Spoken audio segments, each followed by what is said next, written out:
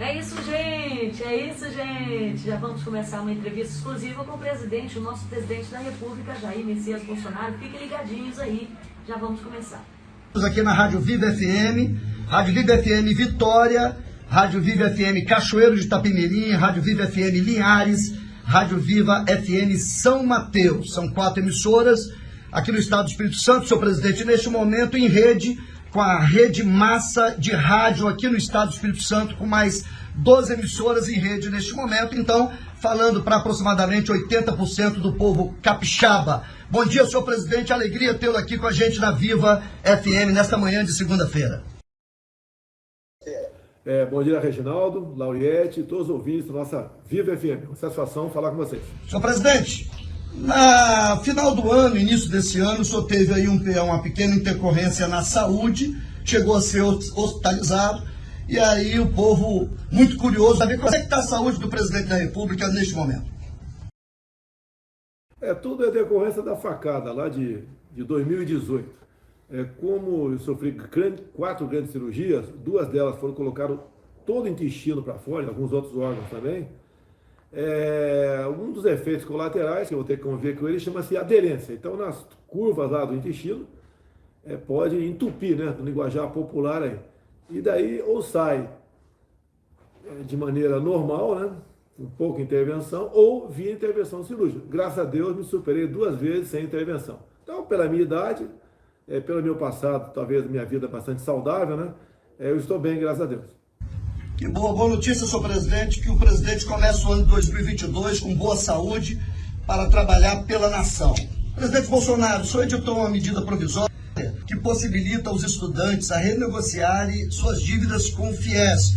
Esse era um grande clamor da classe estudantil com relação a esse financiamento.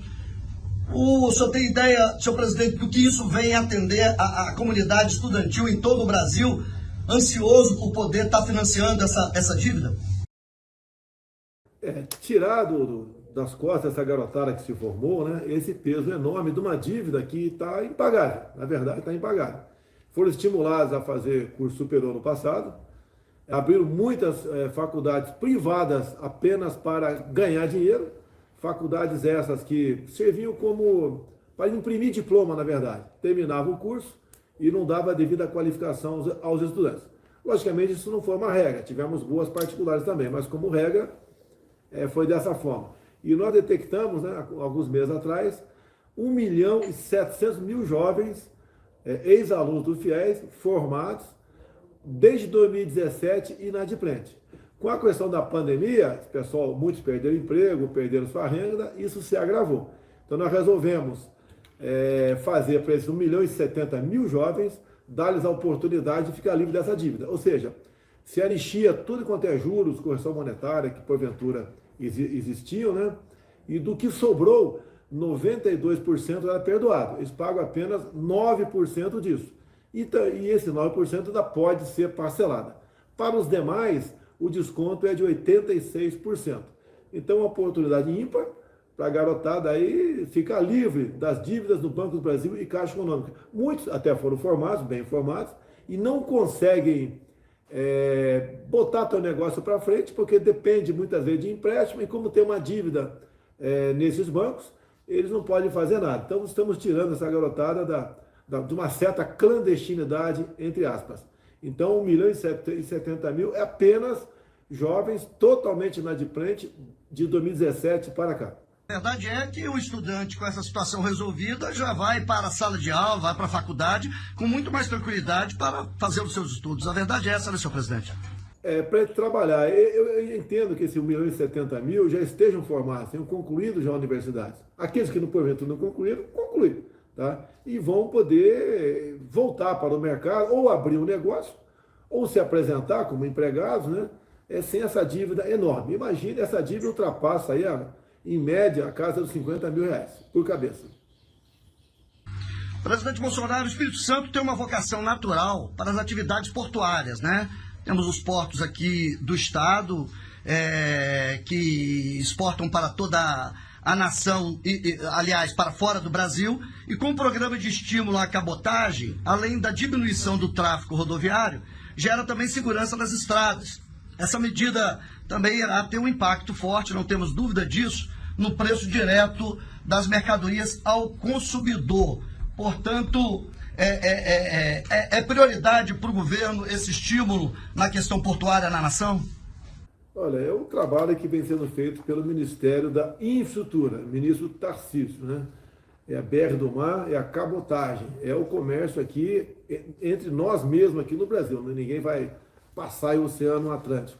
E vai facilitar a questão de bandeiras estrangeiras, vai facilitar, vai desburocratizar o afretamento. Então é uma medida fantástica que faz com que nós venhamos realmente fazer ressurgir o comércio por águas no Brasil. A exemplo que o Tarcísio vem fazendo no tocante a ferrovias pelo Brasil, com o seu novo marco regulatório das ferrovias também.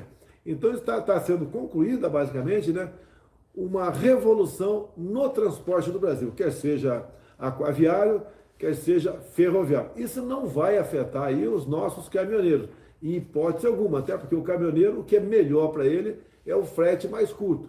Você não consegue imaginar um frete de Porto Alegre a Fortaleza por via rodoviária. Além de ser caro, né, é bastante complicado para o próprio profissional que vai transportar essa carga.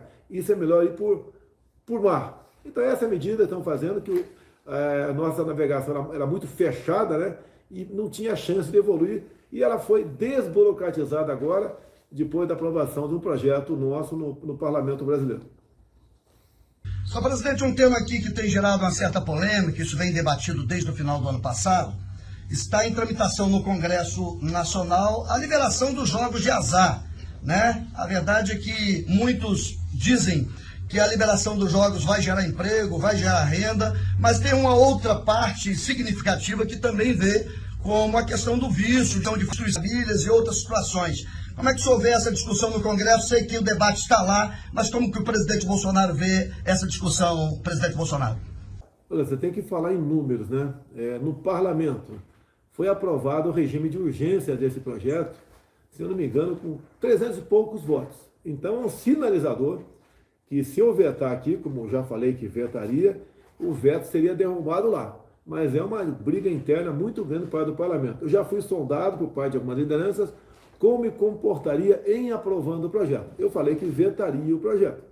E eles se preparam, obviamente, depende da força de cada um dentro do parlamento, que é um poder independente, para aprovar o projeto. E ele, pelo que me consta, tem a convicção que, ao eu vetar, eles têm poder para derrubar o veto.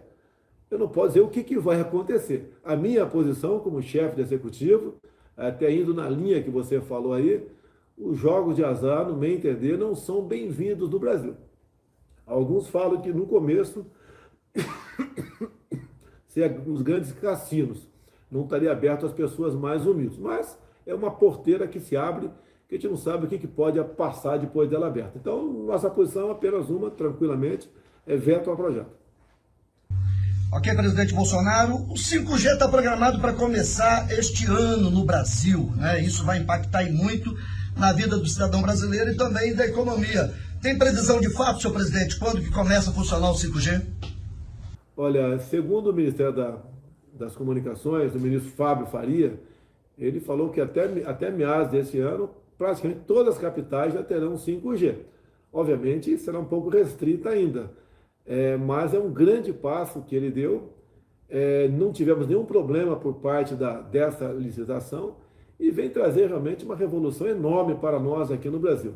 É a internet das coisas em funcionamento, é a comunicação entre máquinas. E as empresas, são algumas que ganharam essa licitação, assumiram compromissos à parte, sem qualquer custo para o governo federal. Como, por exemplo, uma das empresas vai instalar o 4G nas rodovias federais e estaduais também nos próximos anos. Ou seja, vão poder, aquela pessoa, o caminhoneiro, por exemplo, que circular por todo o Brasil, aquele que está curtindo férias, ao longo da rodovia toda tem internet. Então essa é a grande vantagem. Além de nós levarmos internet para praticamente todas as escolas do Brasil também. Então é uma medida fantástica, que não entra dinheiro do governo federal, mas toda a população brasileira será beneficiada.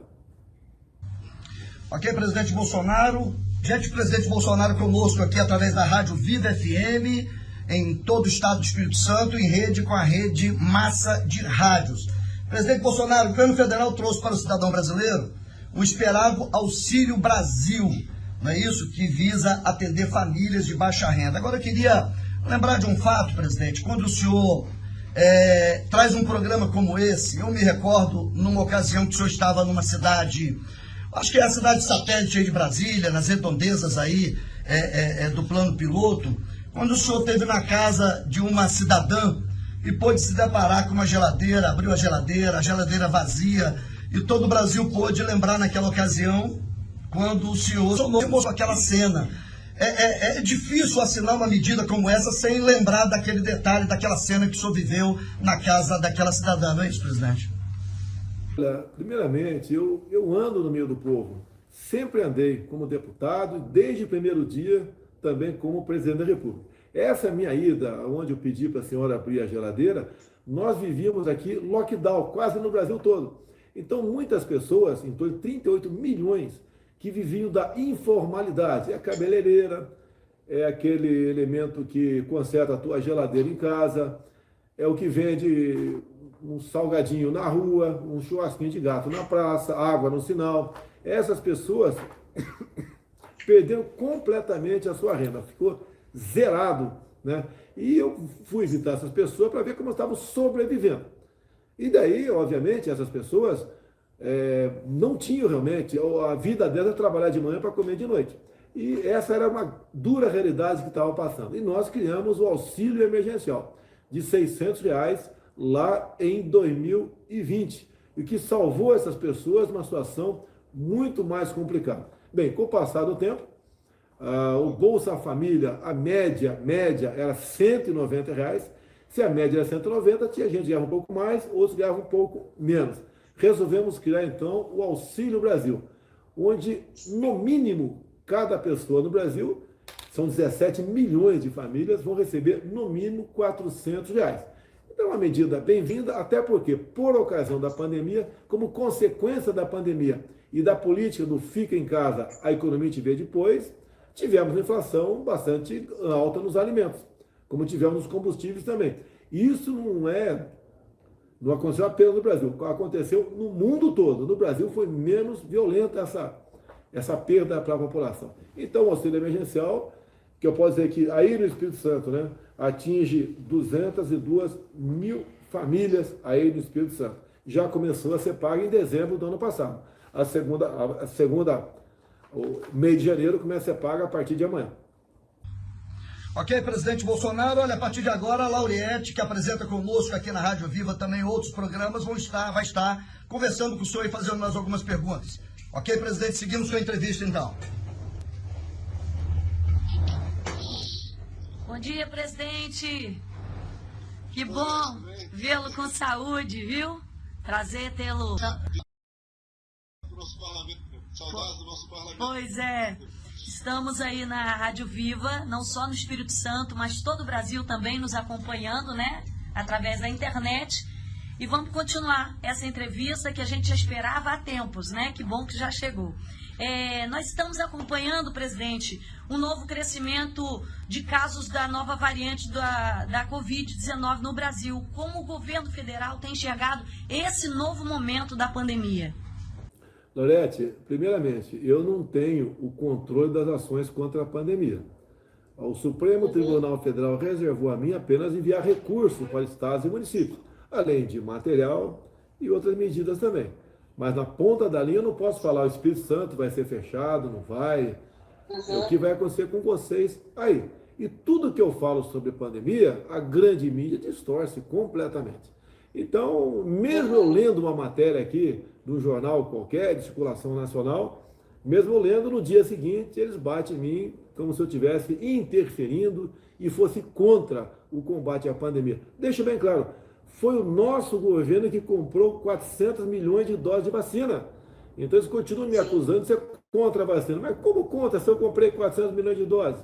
As pessoas tomaram a vacina, todas, 100%, foram vacinas compradas pelo governo federal. O que eu entrei na disputa nas últimas semanas é quando se falou em vacinar crianças de 5 a 11 anos.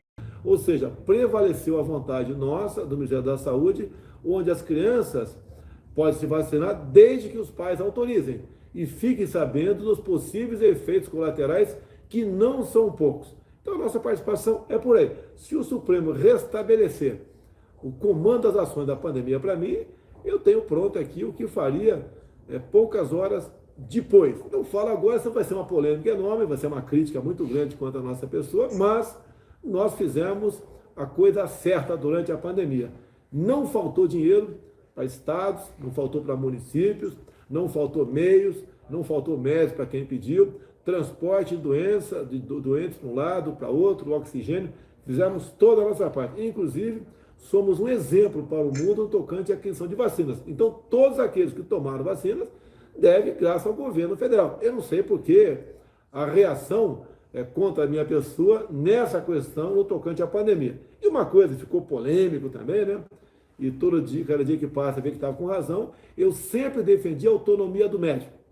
Era uma doença ainda que ninguém sabia nada sobre ela. Agora, o médico tem o direito ao diagnosticar uma pessoa que não tem um remédio específico para aquilo, conversar com o paciente e decidir por um tratamento alternativo, tratamento precoce ou tratamento inicial. Muita gente fez no Brasil e eu fiz. E no dia seguinte estava bom. Presidente, vamos falar sobre liberdade de expressão. Como é que o senhor enxerga esse termo enfrentado aí, decidido por várias instituições? Olha, estão cerceando os nossos direitos. A liberdade de expressão é sagrada. Você, como parlamentar, tem até que seria uma garantia para você e não é mais. Lá está escrito que você é civil e penalmente inimputável, né, por quaisquer palavras, opiniões e votos. Nós vimos a prisão de um deputado por 7 meses, que não valeu para ele essa imunidade. Imagine para a população. Nós temos assistido a derrubada de páginas no Facebook, a desmonetização de outras, mas só de gente do nosso lado. Gente que defende a família, defende os bons costumes, que quer briga por liberdade. Agora, o outro lado, não. Então, é um cerceamento muito forte contra a gente. Eu mandei uma proposta, medida provisória, ou melhor, uma MP, para o Congresso o ano passado. O presidente do Senado achou que não tinha urgência e devolveu a medida provisória. Vou voltar a conversar com ele agora, porque essa sanha, esse poderio ditatorial de controlar as pessoas tem crescido. E a esquerda tem ganhado muito com isso daí, em detrimento das opiniões da direita. Nós queremos simplesmente cumprir o que determina a nossa Constituição. Liberdade total. E se alguém falar demais, ele responde por calúnia, difamação ou injúria. Nunca com prisão.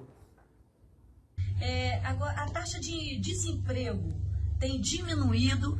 E o senhor acredita que foi uma questão assim de fim de ano, onde aumenta o consumo, ou já é uma reação, uma melhora aí da economia no país? Vamos lá, Lorete. Você pode ver, 2014, 2015, o Brasil perdeu 2 milhões e meio de empregos. Quando se fala em empregos, é com carteira assinada, que tem o controle aqui por parte de órgãos do governo federal. E não teve pandemia, não teve nada. É o governo do PT, a senhora Dilma Rousseff. O governo Temer fez uma pequena reforma trabalhista, não tirou direito de nenhum trabalhador. Mente quem fala que a reforma trabalhista do Temer retirou o direito do trabalhador, até porque os direitos estão lá no artigo 7º da nossa Constituição, não podem ser alterados, porque lá, né, está no capítulo das cláusulas pétreas. Então foi uma flexibilização, deu impulso no governo Temer essa reforma. Tanto é que tivemos já um saldo positivo no governo Temer. Nós chegamos em 2019, também tivemos um bom saldo no final do ano. Lamentavelmente, em 2020, veio a pandemia, fecha tudo, aquele terror, né? E nós terminamos o ano 0-0. Agora, terminamos 0-0 porque em 2019 fizemos muita coisa, como, por exemplo, a Lei da Liberdade Econômica. Durante a pandemia, nós criamos programas, como o BEM e o PRONAMP, que ajudou na negociação de patrões com empregados contra a demissão, onde o governo pagava uma parte do salário dos trabalhadores. Terminamos, então, um ano muito difícil no 0-0. 2021, que foi já um ano que conseguiu ter reflexos, né, de outras medidas que tomamos no ano anterior. Terminamos 2021 com 3 milhões de empregos. A média por mês chegou a 300 mil empregos. Então não foi uma questão de fim de ano apenas. Fim de ano tem sim aquela contratação que aumenta um pouco, né, a quantidade de empregados no mês de dezembro. No mês de dezembro ainda não pegamos esses números. Estão para aparecer esses números. Então até o final de novembro foram 2.992.000 empregos. Dezembro, como é um mês atípico para melhor, nós ultrapassaremos sim 3 milhões de empregos durante o ano de 2021.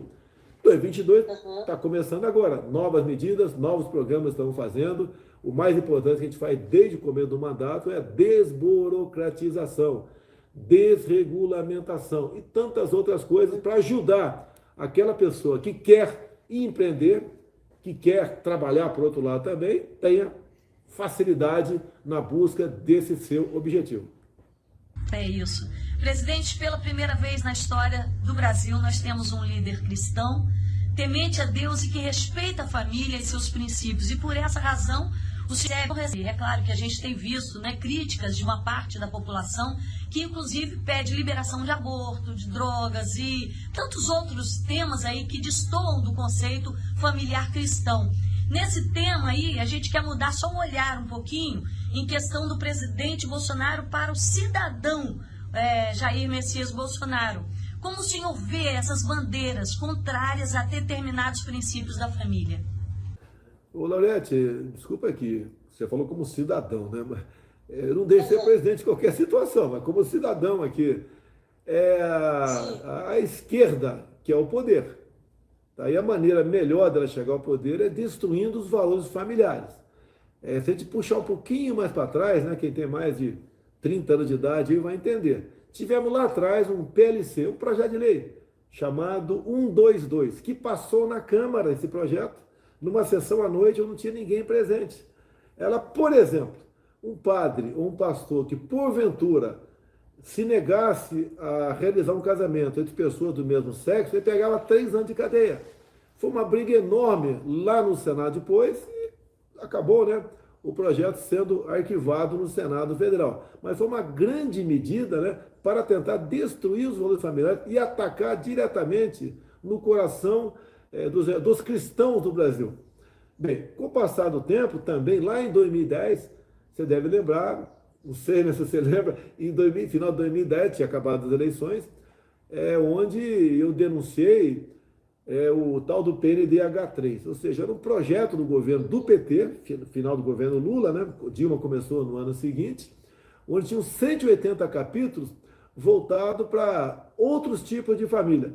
Ninguém é contra 2 pessoas conviverem no seu canto e vá ser feliz. Cada um faz o que bem entender da sua vida e quem acredita, né, vai ver depois como se entende lá na frente quando deixar essa terra. A gente não entra nessa área. Mas, por exemplo, um dos capítulos mais importantes desses 180 era a desconstrução da heteronormatividade. O que é isso? É dizer que um homem e uma mulher não existe. Existe 2 seres qualquer que se juntem, passa a ser uma família e ponto final. Além de, eu falei 180 isso, estou falando de um apenas, né? Então, foi uma outra briga muito grande que eu entrei contra ela, tivemos sucesso em parte, que não é fácil você lutar contra essas pautas num governo de esquerda, governo do PT, mas com o passar do tempo, isso potencializou a gente por ocasião das eleições. A família é sagrada, não se discute isso daí. Todas as pessoas que estão aqui na Terra vieram de homem e de uma mulher. Se bem que hoje em dia já tem a pessoa da inseminação artificial, né? Mas vieram, no fundo, de homem e de uma mulher. Isso tem que ser respeitado. Nos ajuda a viver em harmonia, em paz. Nos ajuda a ter um prazer com o futuro dos nossos filhos. E é isso que a esquerda sempre quis destruir. No nosso governo, eles já tiveram uma ré no tocante a isso muito forte, né? Em especial também pelo trabalho da nossa ministra, Damares, que faz um trabalho excepcional lá no Ministério da Mulher, Direitos Humanos e Família. Isso. Eu falei de como cidadão, porque era só mesmo por causa do posicionamento de sempre, né, contra essas bandeiras. Mesmo sendo pai ainda de uma menor, E a gente, inclusive, queria saber como o senhor enxerga aí o futuro, então, para o nosso país, para as nossas crianças, jovens e adolescentes, né? Olha só, eu não posso desistir. Eu apanho todo dia. O Jornal Nacional, por exemplo, metade do Jornal Nacional para criticar o governo. Ele não fala aqui do que nós fizemos tocante à pandemia, ele fala o contrário, tá? Que nós não fizemos nada. Ele não fala, por exemplo, que nós fizemos no final do ano passado, prorrogando mais 5 anos, por exemplo, a isenção de IPI para taxistas, que nós sancionamos a desoneração da folha.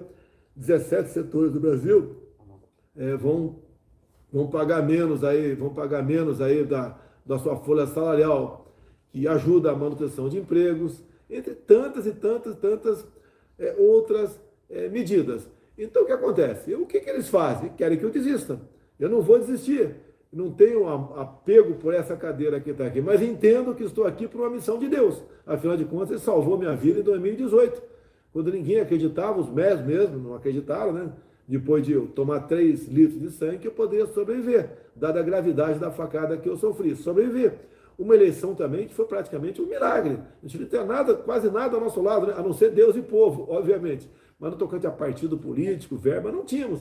E o que é mais importante, Laurete, já que você é parlamentar, é você formar um ministério sem interferência política.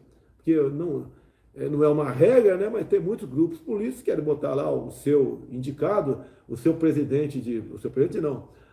ministro, o seu presidente de banco ou de estatal, que vá trabalhar para ele e não para o Brasil. Então a missão está posta, obviamente a gente vai ter problema numa possível reeleição, mas temos que brigar para que nós não venhamos voltar atrás, em função de tudo que já aconteceu no Brasil. Você pode ver, quando se fala em preço de combustível, eu posso falar com mais profundidade, mas superficialmente, só o ano passado a Petrobras pagou 100 bilhões de reais. Foram dívidas, né, que a Petrobras contraiu com obras que não foram realizadas, com roubalheira dentro da Petrobras. Só um delator da Petrobras devolveu 100 milhões, ou seja, uma empresa que foi assaltada no passado. Pagamos 100 milhões de dívida, pagamos não, quem paga é você que está nos ouvindo aí e bota combustível no seu carro. E falta pagar no corrente ano mais 60 bilhões de reais. A Petrobras volta a estaca zero. Ela pode sim trabalhar melhor, investir melhor e ter um produto mais barato nas refinarias. Agora, a gente vai entregar esse governo, essa Petrobras saneada, para quem a roubou no passado, voltar a roubá-la no futuro, bem, essa decisão está na mão da população brasileira. Presidente, Deus te abençoe. Realmente esse livramento de morte que Deus te deu não é por acaso, né? A missão é grande nas suas mãos que ele entregou. E para a gente já quase finalizando, o senhor é o primeiro presidente assim com uma relação de afinidade com o público evangélico muito grande. E em contrapartida, o povo evangélico tem assim honrado essa confiança, né, no presidente Jair Messias Bolsonaro. Como é que o senhor enxerga isso? Esse relacionamento grande que o senhor tem com os evangélicos? Olha, eu sou católico, né? Somos cristãos, sempre tivemos de harmonia, desde quando parlamentar. Minha vida toda, minha harmonia foi excelente com a bancada evangélica, vamos assim dizer. Durante a campanha, assumi um compromisso perante os evangélicos, de indicar um evangélico para o Supremo Tribunal Federal. E nós conseguimos, né? Ao indicá-lo, ser aprovado no Senado. Não foi fácil, foram 4 meses de espera, foi um sacrifício enorme, mas aprovamos. E temos agora um ministro do Supremo Tribunal Federal evangélico. E olha só, Laurete, como são as coisas, né? Como Deus escreve certo as coisas, às vezes por linhas tortas, né? As pautas que têm a ver com ideologia de gênero, sabe quem vai decidir por sorteio? André Mendonça, o nosso ministro terrivelmente evangélico. Então isso é muito bom. Terrivelmente evangélico. Traz uma paz aqui para nós todos cristãos e brasileiros que defendemos a família acima de tudo aqui na Terra.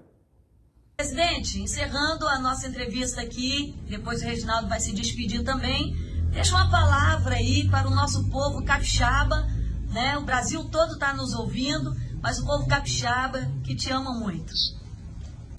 Olha, o que eu tenho a dizer para vocês, eu tenho acompanhado por televisão muitos movimentos que vocês fazem, ou já fizeram no passado, né? É uma aceitação enorme para com os destinos do nosso Brasil. O que vocês apoiam? Vocês me apoiam, sim, grande parte me apoia, mas nas pautas que nós apresentamos e temos honrado junto a todos vocês. Passamos ainda momentos difíceis, pós-pandemia, no tocante à economia em especial, mas o Brasil é um país que menos está sofrendo nessa questão perante o mundo, apesar de reconhecer a inflação, o aumento de muitos preços. Agora, temos que lutar, tá? Vamos continuar lutando contra o desemprego. Pode ter certeza que a inflação vai baixar esse ano. A inflação esse ano, o ano passado, bateu 10%. 2014 ou 2015, se não me engano, também foi 10%, sem qualquer coisa normal, como, por exemplo, tivemos a pandemia. Peço a Deus que realmente o Brasil esteja caminhando para o fim da pandemia, para nós voltarmos à nossa normalidade. E vamos cada um respeitar a posição do outro, quem é contra ou quem é a favor, seja o que for. Vamos tentar convencer o outro lado, caso não possamos convencê-lo, vamos aqui seguir a nossa vida, não vamos brigar entre nós. Afinal de contas, o bem maior que nós temos é a nossa liberdade, e nós não podemos perdê-la por ter desavenças entre nós. Quem quer tomar vacina, toma. O governo federal comprou 400 milhões de doses. Quem não quer comprar, a gente respeita. O seu filho de 5 a 11 anos, se você, pai, quiser que ele tome vacina, ele vai tomar. Se você achar que não deve tomar, é um direito teu. Isso foi decidido pelo Ministério da Saúde e foi lá acolhido pelo Supremo Tribunal Federal. Os nossos filhos são os nossos maiores patrimônios. Assim sendo, pense bem se você quer ou não vacinar seu filho. Essa decisão é sua. Se você quiser, o governo federal já comprou vacina. Se não quiser, esse direito vai ser respeitado por todos nós. Obrigado, presidente. Deus te abençoe com muita saúde, força, coragem. 2022 seja uma bênção para todos nós. Um abraço a todos aí, meu nosso querido Espírito Santo. Presidente, só mais 2 perguntinhas para encerrar aqui o nosso bate-papo. Estava falando com a Lauriette aqui antes da entrevista. É interessante, o que incomoda tanto uma parte, vamos dizer, da população, quando o presidente para numa pastelaria para tomar um caldo de cana, comer um pastel, quando pega a sua moto para fazer um passeio nos finais de semana? Será que é porque não existia isso? Nós não vimos o presidente da República fazendo esse gesto, que é um gesto de ser humano, de povo, de gente. O que o senhor tem a dizer sobre isso, presidente? Reginaldo, sabe o que aconteceu ontem? Eu vou contar, eu acho que deve estar na imprensa, já que uma TV parece que divulgou. Ontem eu peguei minha moto aqui, dei uma volta no segurança, fiquei 3 horas andando sozinho em Brasília. E parando e conversando com o povo, sozinho. Sem problema nenhum. Não fui hostilizado por ninguém, muito pelo contrário. Muita gente falou comigo e a vida segue. Eu sempre fui assim, meus 3 anos de mandato, quando faço qualquer viagem pelo Brasil, tem uma perna de helicóptero, o que eu decido geralmente na volta? Dá uma parada e não nada. A gente olha um lugarejo mais humilde, pouca gente, desce e vai conversar com o povo. Assim estou fazendo no Brasil todo. E uma das passagens que marcou a mim, foi lá no estado do Ceará, na cidade de Missão Velha. Tá? Foi uma coisa fantástica. O povo humilde, pobre, no interior lá do nosso Ceará, me acolheram muito bem. Entrei lá num botequim que estava lá, o Bar do Beiçada, Eu nem sabia que era o Bar do Beiçada. Quando entrei, eu vi que era o Bar do Beiçada. Tinha uma mesa de sinuca, dei uma tacada, tomei uma Coca-Cola. E o povo pediu o que pra gente? Eu falei, o que se precisa aqui? Não temos agência bancária. Falamos com a Caixa Econômica Federal, se havia essa possibilidade, tem que ver custo-benefício, e foi dado positivo. 3 meses depois tinha uma agência bancária lá. E assim a gente para em qualquer lugar humilde, os caras pedem uma coisa pra gente, se for possível o governo atender, dentro da lei, obviamente, nós atendemos. E o carinho desse povo não tem preço. Assim foi em Macapá agora, capital do Amapá, que tive na sexta-feira. Fizemos 2 coisas, me permite mais 1 minuto aí. 2 coisas. Demos o início do lançamento de cabo submarino para levar a internet para toda a região norte. Ou seja, em 3, 4 meses, temos cabeado toda a região norte, cabo que vão pelos leitos dos rios, de modo que a internet de qualidade chegará para toda a região norte. E depois, fomos aí, foi em barco, depois fomos para a terra, e ali no evento, o que nós fizemos? O Estado do Amapá, há 20 anos, lutava para que terras da União passassem para eles. Então passamos lá para o Estado do Amapá 1.700.000 hectares de terra. onde agora o governador do Amapá poderá trabalhar essa terra. Ele poderá ali fazer negócio com ela, plantar, a iniciativa privada plantar soja, fazer reforma agrária, seja lá o que for. Estava parada, ninguém podia fazer nada. Você tem uma ideia? De cabeça aqui, 1.700.000 hectares equivale a quase o estado de Sergipe, que é o menor estado que tem no Brasil. É que o estado ganhou. E há mais de 20 anos não tinham isso. E nós fizemos isso daí em 3 anos. Acertamos, burocracia enorme do Brasil, bastante complicada, mas temos um governo onde os ministros e secretários conversam. Eles devem lealdade ao povo e ao presidente da República, e não a partidos políticos. Então eles poderiam trabalhar dessa maneira. Vá lá no estado do Amapá agora e veja como o povo está vibrando com a gente, dado aos 1.700.000 hectares de terra para eles, bem como a internet chegando para todos eles via cabo submerso. São coisas que a grande mídia não publica. Isso não tem preço, é isso que nos faz dar coragem, né? Nos dá energia, nos dá gás para continuar no governo.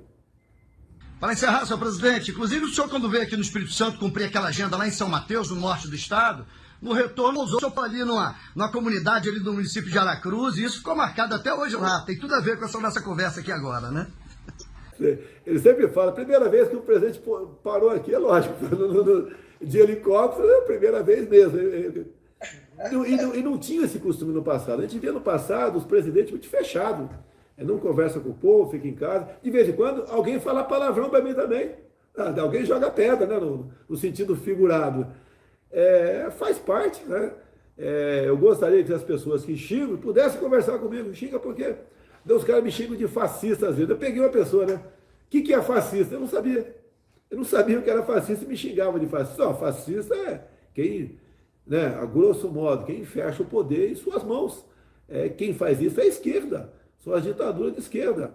É a Coreia do Norte, tão amada pelo PCdoB. Aqui a Venezuela, tão admirada pelo governo do PT. Eles não sabem, são levados a criticar do nada. Mas, aos poucos, a gente vai mudando a cabeça dessas pessoas, elas vão cair na real e vão entendendo que a nossa união, o nosso relacionamento, o nosso entendimento é que poderá sim fazer um Brasil melhor para todos nós. E olha só, ninguém tem um pedaço de terra como o nosso no mundo todo. Maravilha, senhor presidente. Olha, eu quero agradecer muito a sua entrevista, eu, a Lauriette, em nome aqui da Rede Sim de Comunicação, do Dr. Rui Baromeu, das emissoras Viva, Grande Vitória, São Mateus, Cachoeiro, Linhares e da Rede Massa de Rádio, que está em rede conosco agora. Eu quero agradecer muito, senhor presidente, a sua presença aqui conosco, falando com os ouvintes da Viva e da Massa FM, e também desejar, amigo, muita saúde, que Deus te abençoe, viu, que te dê paz, que te dê força, para que o senhor continue conduzindo a nossa nação. Eu e a Lauriette estamos aqui muito gratos ao senhor.